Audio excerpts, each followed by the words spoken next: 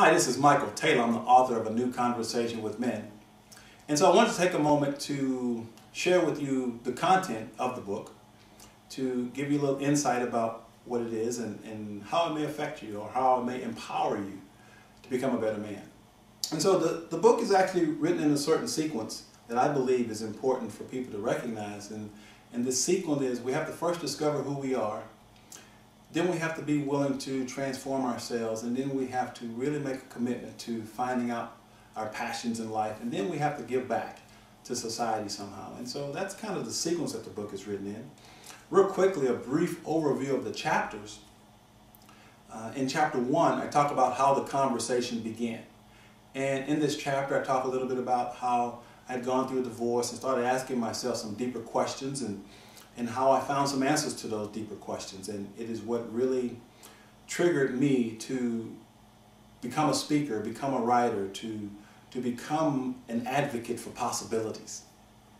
And so that's chapter 1, how the conversation began. And then I move into chapter 2, which is our greatest challenge. And I believe, personally, that our greatest challenge facing the world today is we must redefine masculinity. We must redefine what it means to be a man. We must create a new paradigm of what it means to be a man. And I know a lot of people may think that's sort of an unusual concept because we live in a male-dominated society. And so in a male-dominated society, as men, we sort of think we've got it all going on. But the truth is, if you look at things like high divorce rates, high school dropouts, fatherlessness, domestic abuse, all those things I think can be attributed to an old paradigm of masculinity. And so I'm trying to change that. And that's what the whole intention of this book. And so in that chapter, I kind of talk about how society conditions us as men and how we can break free from that conditioning and embrace this new conversation, this new dialogue. And then from there, I move to what I call the 5 illusions of manhood. And it is my belief that these 5 illusions are the foundation of all the pain and suffering in a man's life. And when a man becomes conscious of these illusions and wakes up from them, I believe he can start removing a lot of that pain and suffering.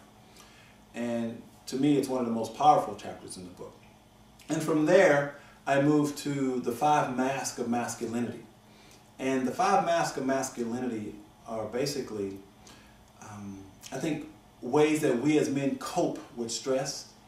And so I believe what happens is, as men, we start wearing these metaphorical mask that keeps us from being authentic, that keeps us from being who we really are. And in this chapter, I describe these 5 masks, and I challenge each reader to ask themselves if they may be wearing one of them. And so from that point, I've opened the door to this awareness of the illusions. I've talked about the mask, and then chapter 4 talks specifically about transformation. And transformation is the process through which we wake up from the illusions and start removing our mask. And it is one of those profound chapters, I think, that is a real wake-up call for a lot of men. And after we talk about transformation, and I actually give some steps on how to do that, after we move through transformation, we move into what's love got to do with it, which is really a chapter about relationships. And amazingly, as men, most of us don't put enough emphasis on our relationships. Number 1, because we're trapped in the illusions or wearing one of the masks. But number 2 is because we are so disconnected emotionally, we don't recognize the value of relationships and the importance of relationships. And so I'm trying to change that conversation to help men really grasp the importance of relationships and to start creating rewarding and fulfilling relationships. And then from there, I move into fatherlessness, and I talk about the impact that fatherlessness has on our society. And I give step-by-step instructions on how to assist men in becoming better fathers. And it's a really important chapter, I think, and it's one that I'm really passionate about because I say at the root cause of most of the societal ills, fatherlessness or an old paradigm of masculinity is at the core. So I really want to drive that message home. And so after we talk about fatherlessness, I move into joy, passion, and creativity. And it's amazing how so few men really know what they're passionate about. how very few men even know what creativity really means. And so I really challenge men to start asking that question. What are my passions? What am I really good at? What am I creative? What is my creative outlet? And so I challenge men to look at that and sort of walk through some steps to help them recognize what those passions and creativity might be for them.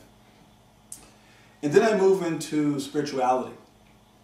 And spirituality can be defined in a lot of ways. I personally came up with my own definition of spirituality, which is, spirituality to me is the moment-to-moment recognition and acknowledgement of my connection to something greater than myself.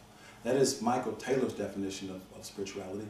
And in this chapter, I talk about the importance of having a spiritual foundation. And in no way do I preach or try to get people to buy into my spiritual beliefs. But I basically say that, or summarize the chapter by saying that, to me, a religion is simply a container that holds God. And so you have these different containers. You have a Christian container, a Buddhist container, a Hindu container, Islamic container, Jewish container. So you have these containers. But I say they all hold the same stuff. And that stuff that they hold is God.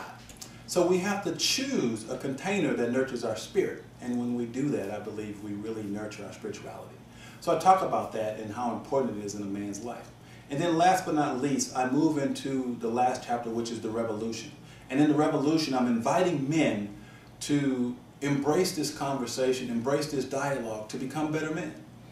I encourage men to come together to support and challenge each other to be the best men that we can possibly be. So in a nutshell, that's kind of how the book is laid out.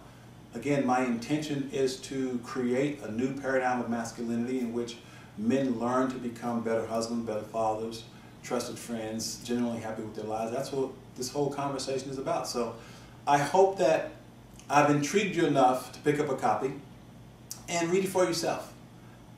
This is a book that I can assure you that if you are courageous enough to read it, you won't read it just once. You'll read it more than once because there's a lot of great information in it for you. So my hope is that the book does assist you in your transformation. And it is my belief that personal transformation leads to world transformation. And so as each one of us are transformed, so too is the world. So welcome to my revolution.